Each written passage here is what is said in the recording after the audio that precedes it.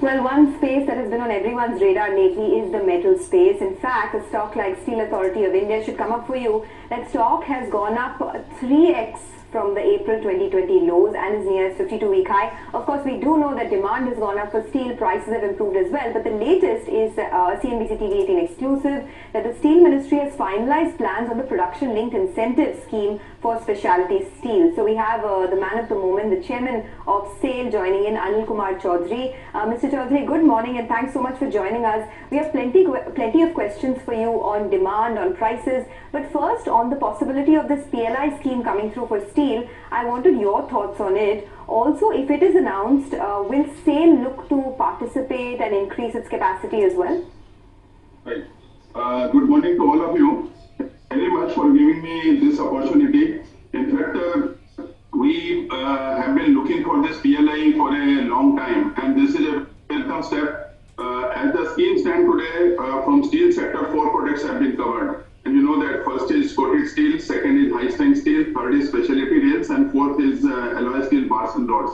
In fact, many of the products are already being manufactured by the steel companies within the country.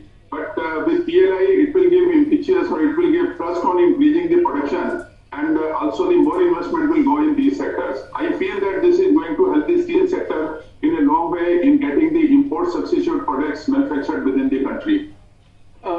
Good morning, Mr. Chaudhary. I have so many questions for you, but my colleague who tracks steel very closely is with me, so I should defer to him. Nigel, go ahead. Thanks so much for that, Lata. Mr. Chaudhary, thanks so much for speaking to us here at CNBC TV18. Well, before we get to the operational performance, one rumor that's been doing the rounds for the last 1 week is the government of India is looking to divest some stake or conduct an OFS on Steel Authority of India. Can you confirm or deny that? Is there something in the offering for FY21 or is it a story of FY22? Please go ahead, sir.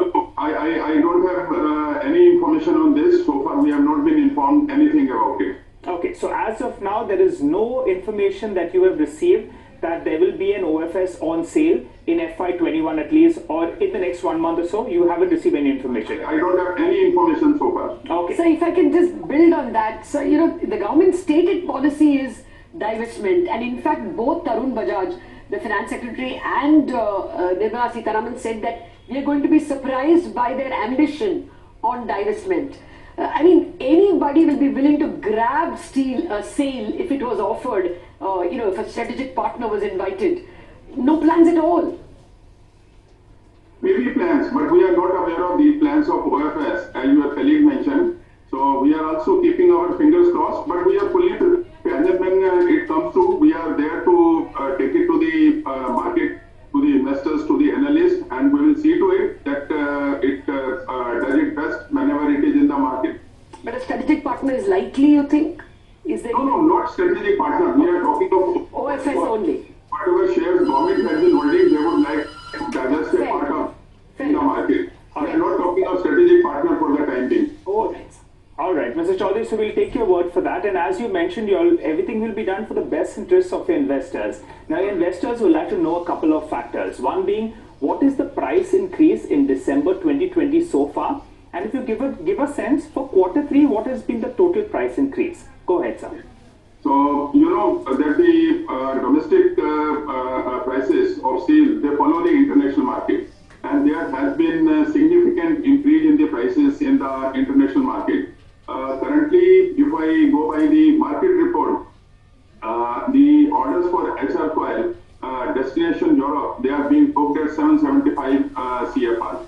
So you can yourself see that how significantly the steel prices have gone up from April to current period. Like we were satisfied with a price of $375 per ton in the April. We ourselves booked so many orders at that level, and today it is at 775. Naturally, if there is an increase in the international prices and the domestic prices have been following the prices, the domestic prices are bound to go up. As far as increase is concerned, we have increased our prices in the beginning of the month along with the other producers. Rather, I would say we followed the other producers. First the other producers increased, we also increased the prices in the market, and thereafter at least SAIL had not increased prices further during the current month. And as far as increase during the quarter is concerned, like 3 months of the quarter almost they have gone. The price increase has been close to 6,500 rupees. And we have only followed the market and we have never taken the lead in increasing the prices. Because our share is just 13 to 14%. And even if we feel like we cannot lead the market in this, maybe the other producers, they have been increasing and we have also been increasing, particularly for flat products. Okay.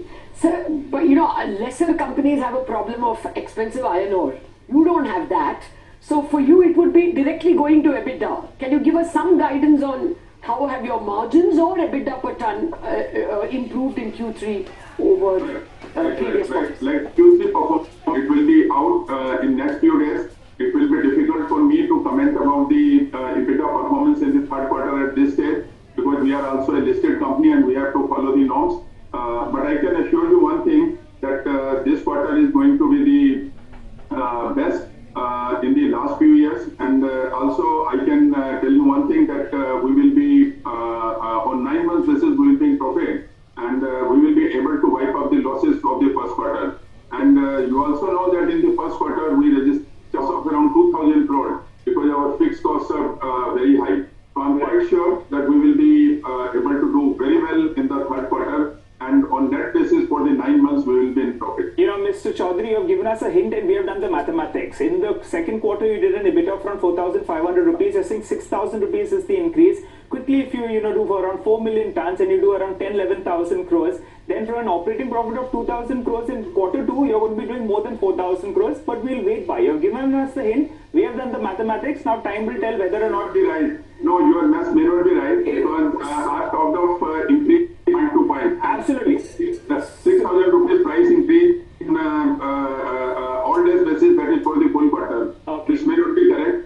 So from point to point, if we talk that from 1st October till date, that is the increase we have effected in the market. Okay, so we'll wait by then, sir, but at least towards the end of the quarter, the exit EBITDA will be closer to around 10,000 rupees per ton, but we'll wait by for the numbers and you'll give us clarity on that front. Yes. Okay, give us two numbers then, sir. One is, and the numbers that are worrying the street, one is the debt number. What was the debt number as of September 2020? What is it likely to come down to? What is your target out there? And the second factor is the receivables. You're doing sales, but the money was not coming in. You said that will be sorted out.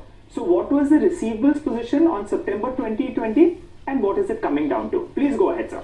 Borrowings and receivables, they are very directly connected. Like if we are able to realize our debtors, then there is no need even for the borrowings. And our dilemma is that we have not been able to recover debtors from some of the government departments.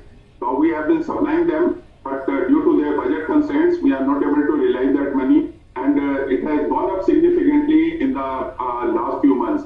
And as far as borrowings are concerned, we are constantly on the declining trend. And I'm sure everything continues to be all right. And also we are able to collect some of the debtors from the government departments. Nobody can stop me in bringing down my borrowings level from the current level of say 50,000 crore to somewhere around 40,000 crore by the close of the financial year. Closure of which financial year, sir? Debt will come down from 50,000 crores to 40,000 crores by when? Because it was around 48,000 crores at the end of quarter 2.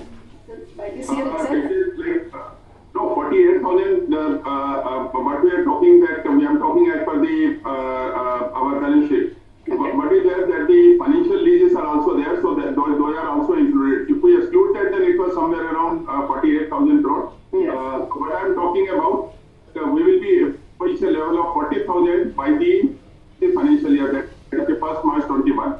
Okay, by March you're going to be 40,000 crore. 40,000. That's very good to hear. So just one quick question. My colleague Sonia also has some. There is a lot of noise about the rise in steel prices which auto guys are making, and a lot of noise around iron ore prices which are rising as well. Do you think the ministry is extremely worried about this? Should we hear government action? Definitely, ministry is worried, but if we look at holistically, the increase in the steel prices and also in the iron ore prices is not due to reasons which are only special to our country. There has been increase in the steel prices and also in the iron ore prices worldwide. And as you know, being in the deregulated sector, we have to follow what has been happening the worldwide. And I would say that whatever in the steel prices and iron ore prices is there within the country, it is the fallout of the increase in the steel prices and iron ore prices worldwide. Of course,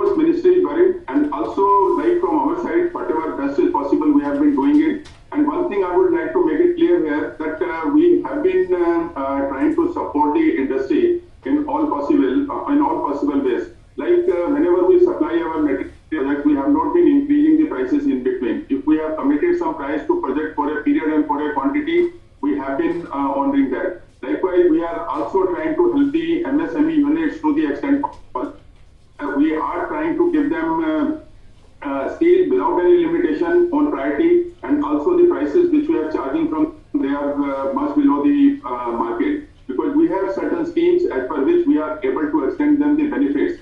Particularly under this Purvodaya scheme, we have decided that if these downstream industries are coming up in our steel township, and also to the existing MSME units, we have been extending certain price-based and non-price-based rebates, which we are continuing with. And also, you are very well aware that the steel industry decided sometime that to MSME units who are members of the EEPC, we will give them certain items of steel at the export parities, which we have been continuing. Okay, so I just had one more question on this subject of auto companies.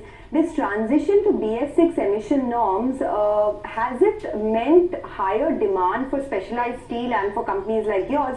Because we do understand from auto companies that this transition to BS6 has led to making the vehicles heavier and higher demand for specialized steel. Is that true, and can you quantify the increase in demand for us?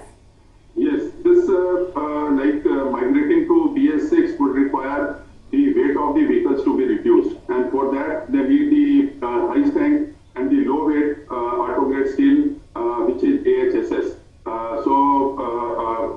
Currently, not many companies they are able to manufacture it within the country, and of course, as we go ahead, the companies will be able to develop this within the country. And also, I find that this high strength steel is also one of the items under PLI. And when we go ahead, this auto grade steel, particularly AHSS grade, will find a place in the list of high strength steel.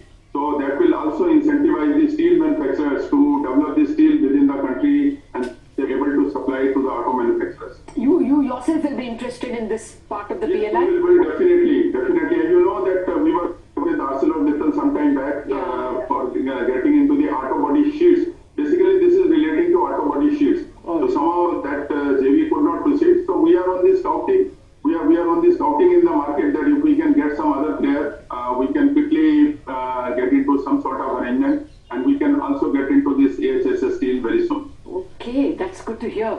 Mr. Chaudhary, it was a pleasure speaking with you. Thank you very much for joining us and answering so many questions of your investors and our viewers. Have a great 2021, you and everyone at SAIL. Same for you also. Thank you. Thank you, sir. All right.